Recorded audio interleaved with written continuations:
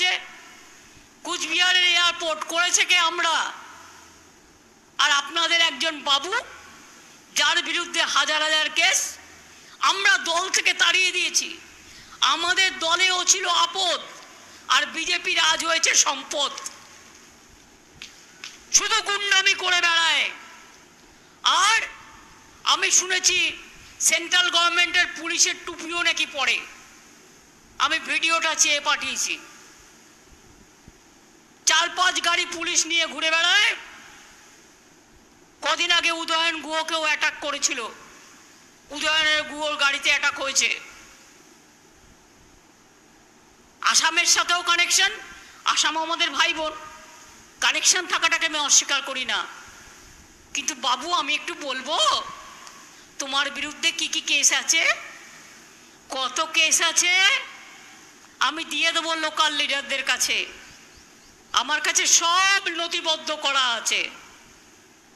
তুমি আজকে নাকি স্বরাষ্ট্র হোম মিনিস্টার। লজ্জা লজ্জা লজ্জা, দেশের লজ্জা, দেশের কলঙ্ক। গণতন্ত্র কলঙ্কিত হয়েছে। কেন আপনাদের এখানে আর রাজবংশী লোক ছিল না? শিডিউল কাস্ট আর ছিল না? ভালো লোক আর ছিল না? ভালো লোকদের টিকিট দিলে হয় না। আমাদের প্রার্থী দেখুন, জগদীশ চন্দ্র বাসুনিয়া, দেখুন মাটির মানুষ, কুচবিহারের একটা হিরে, কথা কম বলে কাজ বেশি করে। আর ওদের প্রার্থী, বাপরে বাপ, আমাবস্যার কালো ছায়ায় ঢেকে গেছে মুখগুলো সব। কুৎসিত ভাষা, কুৎসিত কথা, কুৎসিত চক্রান্ত, কুৎসিত অবস্থা, কুৎসিত অবস্থা। কদিন আগে বললো 7 টাকা দেব, বাংলায় 100 দিনের কাজে বাড়াবো। আরে টাকাই তো দিস না 3 বছর ধরে, আবার 7 টাকা বাড়াবে কি? তোমাদের 7 টাকা বাড়ানোর দরকার নেই। আমি যা দরকার আরো বেশি বাড়াবো, কিন্তু আমি এখন বলতে পারছি না। ইলেকশন চলাকালীন তোমরা বলেছো তোমারটা যদি কোড ভায়োলেট না হয় আমারটা কেন হবে? সেন্ট্রাল গভর্নমেন্টের ইলেকশন, যিনি বিয়ে করছেন তিনি পুরোহিত, সব এজেন্সি কাজে লাগাচ্ছে, রাজ্য সরকারি অফিসারদের ট্রান্সফার করছে। আর তোমাদের যারা কেন্দ্রীয় সরকারি এজেন্সি, এনআইএর নামে, সিবিআই এর নামে, ইনকাম ট্যাক্সের নামে ঘুরে বেড়াচ্ছে, তাদের কজন ট্রান্সফার হয়েছে? তাদের কজনের বিরুদ্ধে পানিশমেন্ট হয়েছে আমি জানতে চাই। ভারতবর্ষ সবচেয়ে বড় পৃথিবীতে গণতান্ত্রিক দেশ। বাংলা তো আমরা সামলে নেব। আমি থাকাকালীন ওদের কোনো ক্ষমতা নেই বাংলার মানুষের গায়ে হাত দেয়া। ভোটের আগে কে কে করে চিল্লাচ্ছে মনে রাখবেন, ক্যাটা হচ্ছে মাথা মাছের আর লেজাটা হচ্ছে এনআরসি। এখন কি বলছে? পুরোহিত লিখে দিলেই হবে। কোন আইনে আছে? মিথ্যে কথা বলার আর মানুষকে বঞ্চিত করার একটা লিমিট থাকা উচিত।